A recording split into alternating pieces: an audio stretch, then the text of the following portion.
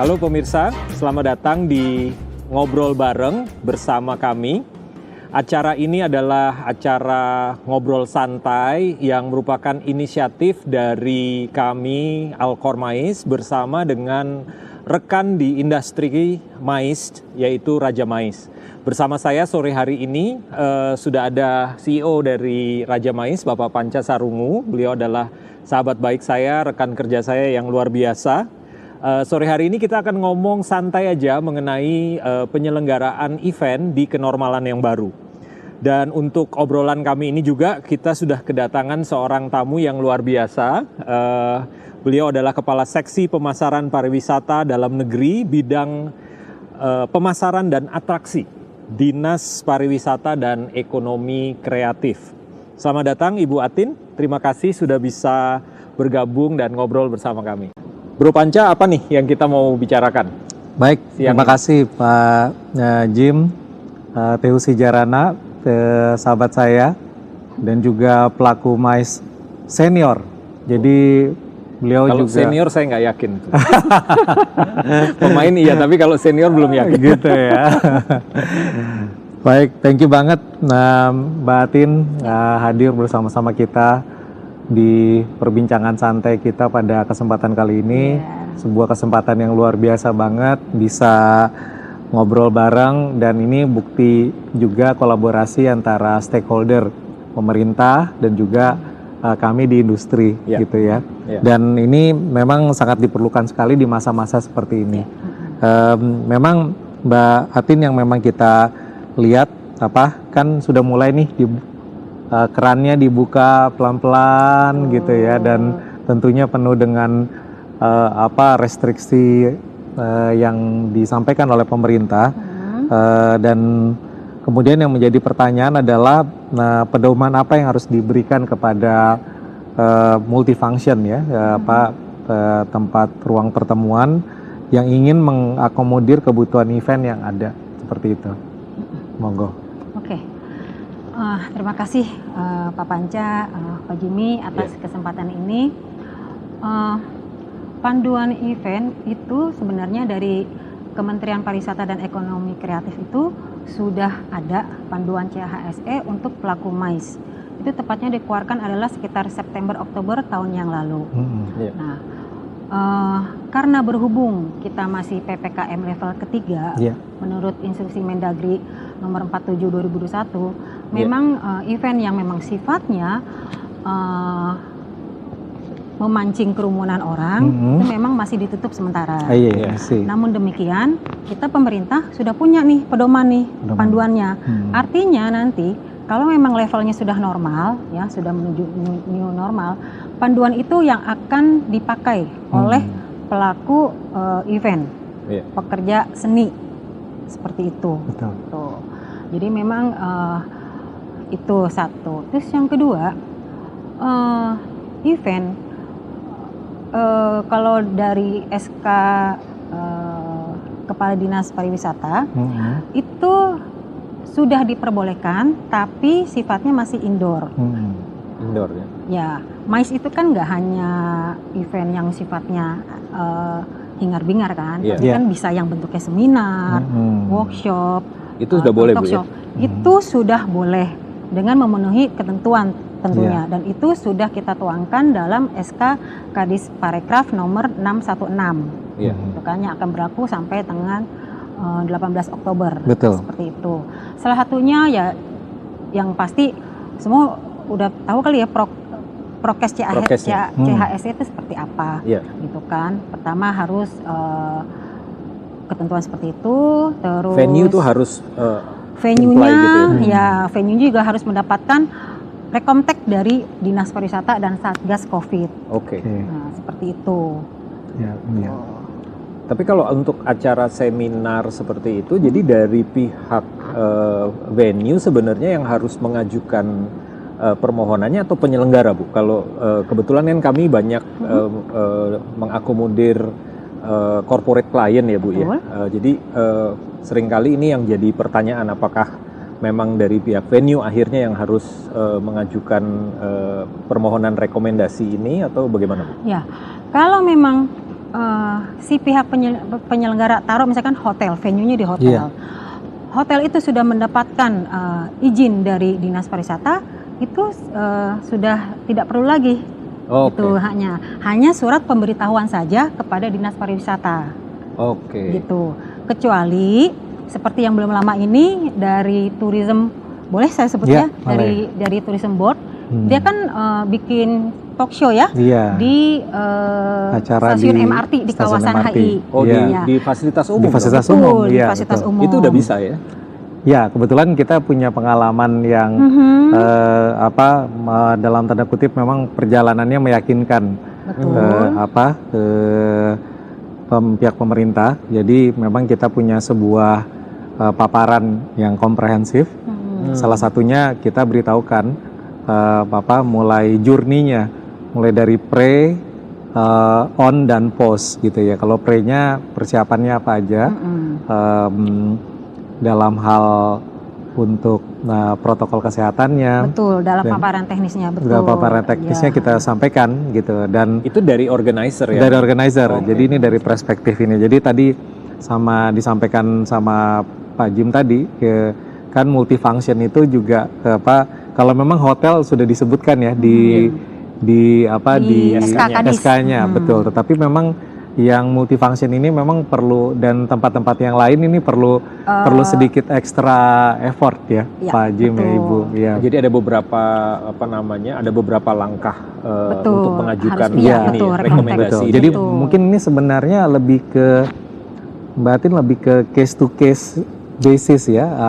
Lihat eventnya. Lihat eventnya ya. Artinya itu dimungkinkan. Jadi dimungkinkan selama penjelasan mengenai eventnya juga dipaparkan secara terstruktur gitu ya. Betul. Artinya sebenarnya teman-teman corporate sudah bisa melakukan kegiatan di non hotel gitu ya. Tetapi memang mungkin biasanya korporasi kan ada yang pakai event organizer atau mungkin juga mereka punya internal team. Nah, sebenarnya sudah bisa mengajukan gitu ya kepada Dinas Pariwisata untuk kegiatannya seperti apa sih biar di-assess. Dan pengalaman saya Pak Jim very smooth ya, dan saya senang banget. Di DKI sangat open sih. Hanya kita IO bikin surat permohonan kepada Dinas Pariwisata dan Satgas Covid. Dalam hal ini memang sekretariatnya adalah BPBD ya, BPBD DKI. Surat permohonan disertai dengan paparan teknis. Nanti di mana nanti kita undang tuh pihak IO untuk memaparkan. Ya, di situ pasti ada pertanyaan-pertanyaan ya kayak sidang aja sih, gimana sih sidang kayak sidang tesis. Tanya-tanya gitu ya. Yang penting perlu ini ya. Ketegasan lah ya. Kita perlu bagaimana cara pengadaannya nanti untuk menghindari hal-hal yang. Dan memang bagusnya Pak Jim kita memang dapat insight ya, dapat rekomendasi masukan-masukan yang memang akhirnya yang waktu itu salah satunya yang kita nggak terpikirkan, bukan nggak terpikirkan ya, yang almost miss adalah memang kita punya Satgas Covid sendiri. Penyelenggara harus. Jadi penyelenggara harus punya. Jadi Satgas, kita pakai pakai tanda gitu.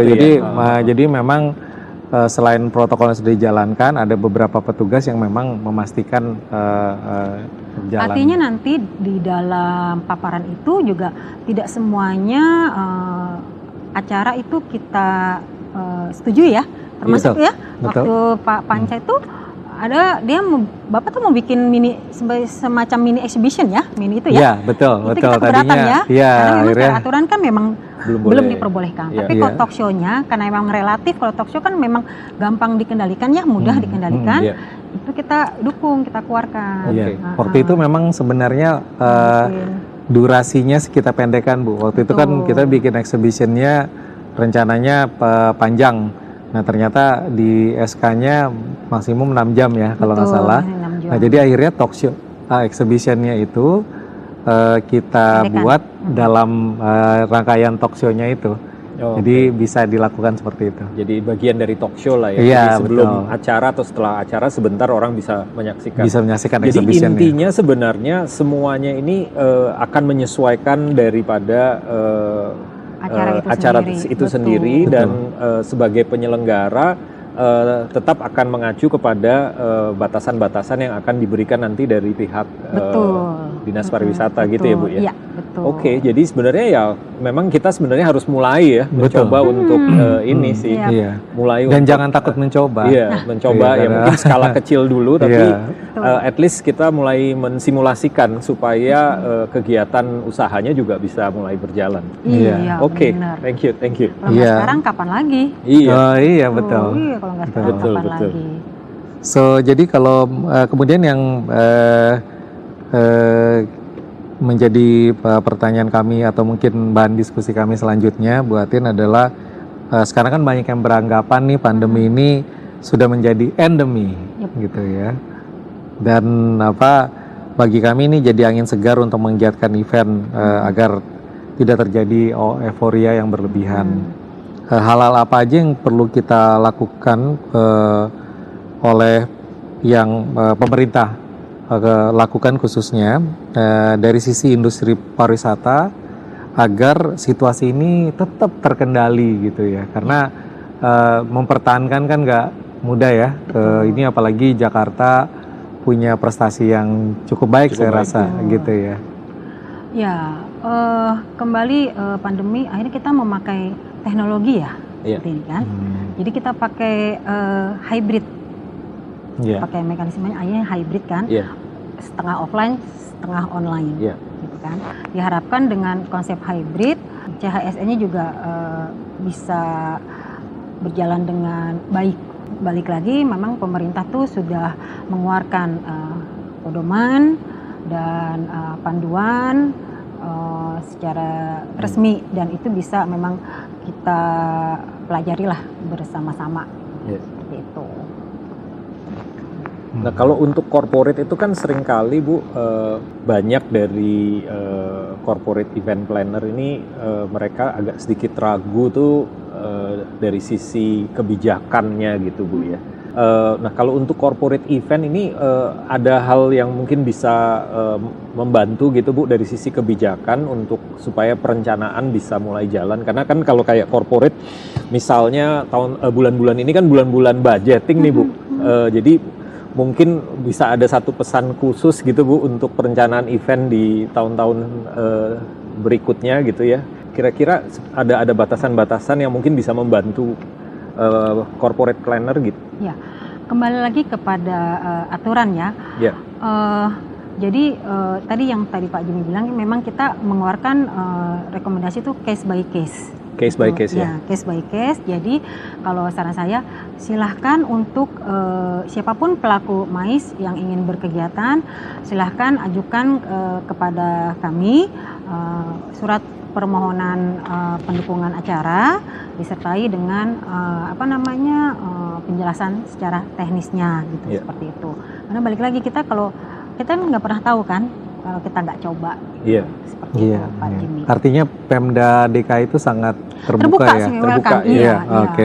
That's good. Begitu. Jadi mungkin karena kita paham ya udah hampir mau 2 tahun 2 tahun, ya. 2 tahun pandemi. Jadi memang sebenarnya kebijakannya yang kita keluarkan tuh pemerintah bukan untuk menghalangi sebenarnya kan. Sebenarnya hanya untuk mengatur, melindungi dan melindungi dari konsekuensi kebijakan yang itu betul. Jadi memang bukan untuk sebagai penghalang, jadi jangan dilihatnya seperti itu. Gitu loh. Jadi mungkin aman untuk kita mengatakan ya kita memang harus membantu pemerintah juga untuk mensimulasikan ya Bu ya, karena kan kalau kita nggak coba jenis-jenis event tertentu untuk di-assess dan disimulasi, kita juga nggak tahu kira-kira protokolnya bisa sampai seberapa yang harus kita lakukan gitu ya Bu ya. Intinya silakan berkegiatan sepanjang memenuhi prokes, sepanjang memenuhi aturan yang sudah kita keluarkan. Itu memang demi kebaikan kita semua. Jadi nanti tinggal penyelenggara mau exercise aja ya. Jadi kayak Pak Panca ini kan juga namanya juga Raja Mais Bu. Jadi kegiatannya banyak Bu. Jadi beliau juga perlu dapat beberapa insight nih untuk melakukan kegiatan gitu.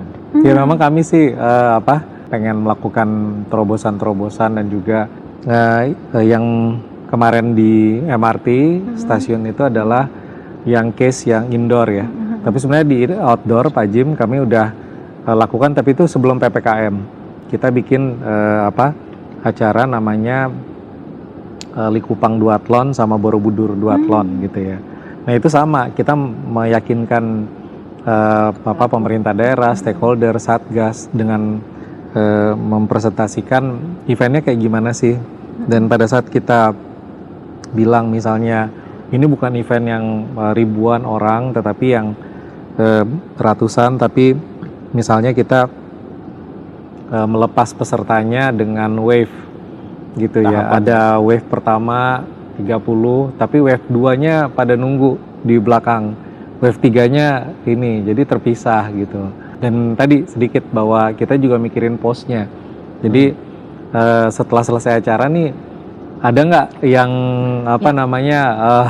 ada klaster nggak gitu. Ini yang juga sebenarnya jadi ada evaluasi lah ya. Iya, ada evaluasi. Itu sesuatu yang memang perlu dimasukkan ke dalam itu ya. Itu masuk ke dalam perencanaan ya. Pedoman, jadi memonitor after event apakah ada dan ini memang kan ya bentuk tanggung jawab juga ya. Exactly, jadi bukan hanya sekedar event. Dan memang pedoman ini udah ada di pedoman yang di panduan CHSE Kemenparekraf, betul. Gitu. Jadi kita tinggal dan kebetulan kan betul Mbak Atin yang kita memang nih kerjasama dengan Pemda, dan kalau kaitannya dengan perizinan jauh sebelumnya Kapolri dengan Kemenparekraf, Menteri Parekraf, Pak Sandiaga Uno waktu itu sudah melakukan MOU, gitu ya. Jadi memang turunannya sangat baik sekali terjadi di bawah gitu ya. Iya. Seperti itu. Ya, saya rasa dengan pembicaraan singkat ini kan ya saya sebagai venue dan kita juga kita ngobrol lagi nanti ya, di kesempatan berikutnya. Nah, rekan-rekan, demikian obrolan kita pada hari ini. Semoga ini menjadi panduan bagi rekan-rekan korporasi, dan juga tadi ada hal-hal yang dapat membantu rekan-rekan sesama organizer dan juga mungkin para pelaku industri kreatif khususnya di dalam bidang MICE untuk kita bisa tetap maju.